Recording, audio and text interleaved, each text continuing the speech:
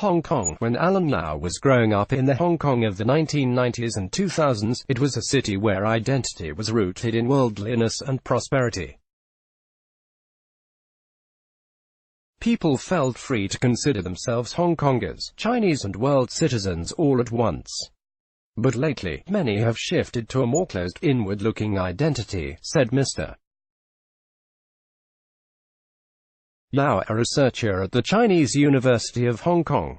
Flags and anthems, symbols of national-style identity that were once of little use to those in his cosmopolitan social circles, have become increasingly common.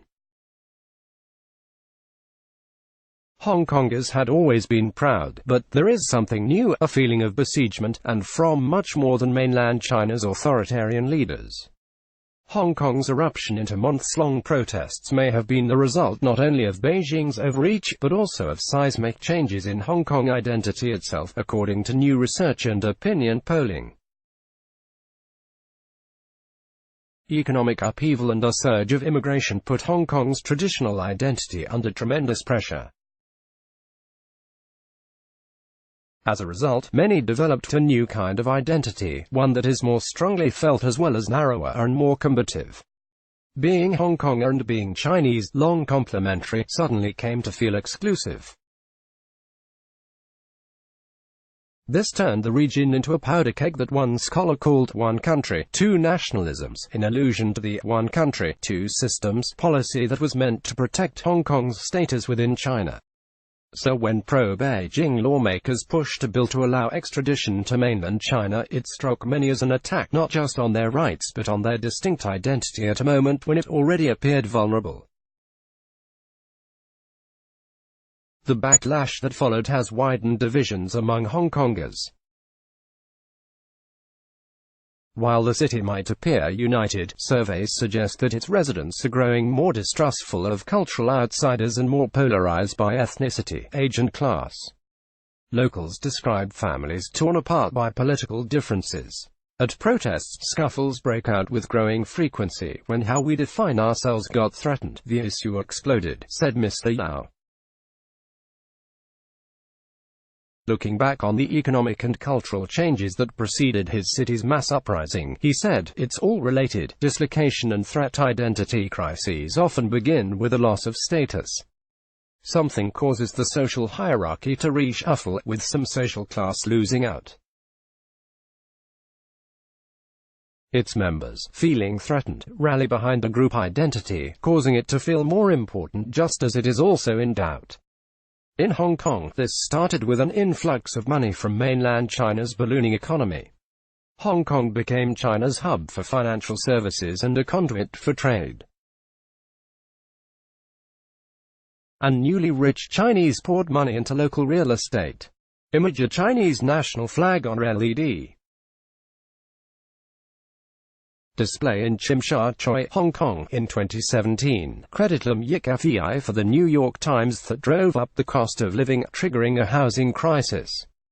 Poorer residents were cushioned somewhat by housing subsidies.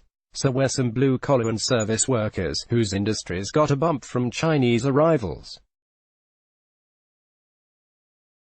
But Hong Kong's traditionally dominant social class, educated, white-collar professionals, was hit hard. Wages stalled or declined. What they made bought far less. Many became less well off than their parents had been. Some, Mr. Yau said, had concluded the Hong Kong dream doesn't work anymore. Members of that group have transformed the political views, according to research by Stan Hock Wui Wong, a social scientist at Hong Kong Polytechnic University. They have become more skeptical of mainland China and people who come from there, Mr. Wong found. They hold more tightly to Hong Konger identity. And many joined Hong Kong's nascent localist movement, which advocates political autonomy and cultural distinctiveness from mainland China. High-income workers who rent their homes, Mr. Wong found, became the most likely to support localist opposition parties. Sure enough, they are disproportionately represented at protests and among activists. These changes are strikingly visible in Tinshui, a suburb of high-rise housing a stone's throw from the border with mainland China. They think Hong Kong has lost its future, said Jackie Mart, a 44-year-old technician who had joined the protest here. Friends with good jobs, doctors and managers, now scraped by, he said. His son studied as a radiotherapist, but struggled for work. The miserable, he said. As mainlanders buy apartments here, prices have become difficult to afford. So the conflict is about, first, jobs, then housing, and then life. It is common to hear problems linked back to immigration and tourism from mainland Chinese, which surged as Beijing lifted travel restrictions. The numbers are staggering. 1 in 7 residents is a mainlander who arrived after 1997. Mainland tourists have multiplied from about 2 million per year to 40 million, sometimes more. Neighborhoods feel less cohesive and less familiar, Mr. Ma said. Immigrant families, who mostly speak Mandarin, rarely mix with Cantonese-speaking natives. Many believe the immigrants are changing local culture for the worse. This combination of demographic change and economic dislocation can trigger something called sociotropic threat, in which people reshape their identities and politics around a sense of us versus them. To Mr. Mart, the link to Hong Kong's loss of freedom seemed obvious. Many times you see the government's policies, and who are they for? Mostly new immigrants, Mr. Ma said. A time when we need to choose. The result has been a new rally around the flag mentality. Though Hong Kong is not a nation, being Hong Kong took on, for some, the characteristics of what is typically called nationalism. Brian Ch. Fong, a political scientist at the Education University of Hong Kong, has dated the change to 2009, when Beijing began a campaign to cultivate Chinese identity here, as part of its effort to reintegrate the territory. Image protesters outside the Tinshui police station in Hong Kong in August. Criticum Yik for the New York Times to campaign, coinciding with erosions of Hong Kong's autonomy and socio-economic order, backfired, Mr. Fong has written, triggering waves of counter-mobilization, like the pro-democracy umbrella movement protests in 2014, as Hong Kongers asserted a peripheral nationalism that is defiantly Hong Konger. The result has been one country, two nationalisms, Mr. Fong wrote. Chinese identity, once complementary or even essential to being a Hong Konger, suddenly became a threat just as nationalism grew stronger on the mainland. In propaganda and events like October's celebration of the People's Republic's founding, you cannot have two national identities that represent the same territory, Mr. Yau said, adding that, in the eyes of many here, it's become a time when we need to choose. Recent surveys conducted by Ying Yihong, a prominent social psychologist, shed light on how that set up Hong Kong for this year's protests. When people rally behind an identity that feels under threat, they tend to divide the world into what psychologists call in-groups and out-groups. Ms. Hong found that the extradition bill had led many to mentally reassign Hong Kong's government from in-group to out-group, so the more you identify as a Hong Konger, the more you distrust the government, she said. You see the Hong Kong government as other. Hong Kongers' hardened identity may also have led him to reclassify another faction, mainland Chinese immigrants.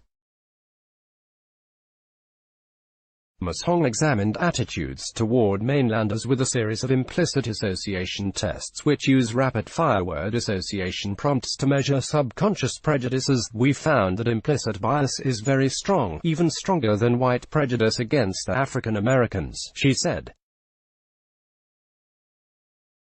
At the protest in Tinshui, the suburb, Mr. Wong, a financial worker married to Mr. Mart, saw the immigrants as extensions of the threat from Beijing. They might have already been half brainwashed by the Chinese government in the mainland, she said. They don't want to integrate. She described immigrants and native-born as locked in competition for housing subsidies or slots in competitive schools. Only the locals truly embraced Hong Kong and its values, she said. They just see Hong Kong as a stepping stone, she said. Make some money, then go back to the mainland, us and them. When societies organize around us versus them identities, immigrants are often the first cast as outsiders, but rarely the last.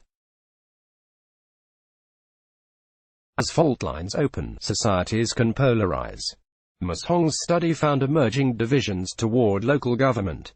Though few support the government's handling of the current crisis, many still consider it part of Hong Konger identity. To these people, who skew older, it is the protesters who are attacking Hong Kong identity by clashing with the police, an increasingly divisive issue.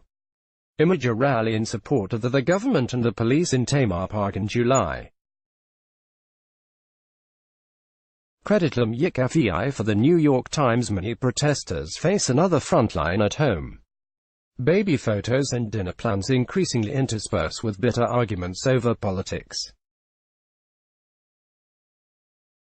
At a rally in central Hong Kong, Stephanie Cheng, a 20-year-old student, didn't flinch when riot police officers stormed the crowd. But she deflated when asked about family text messages. Her mother, initially supportive, had grown angry when protesters turned against the police.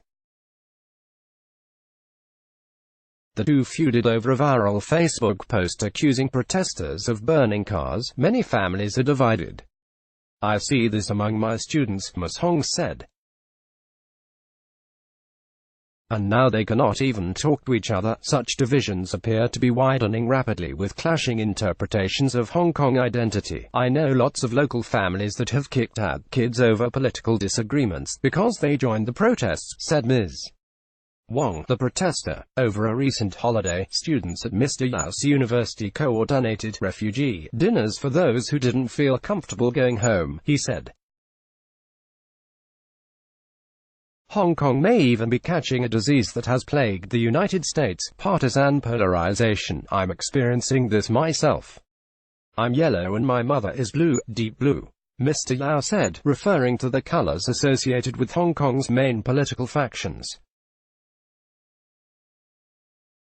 We no longer have a common ground. Such divisions are especially perilous for Hong Kong, he said, because there can be no underlying, agreed-upon national identity in a place that has never been a nation. In the United States, American identity is a given, he said.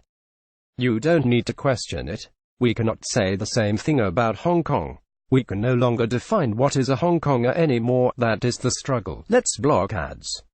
Why?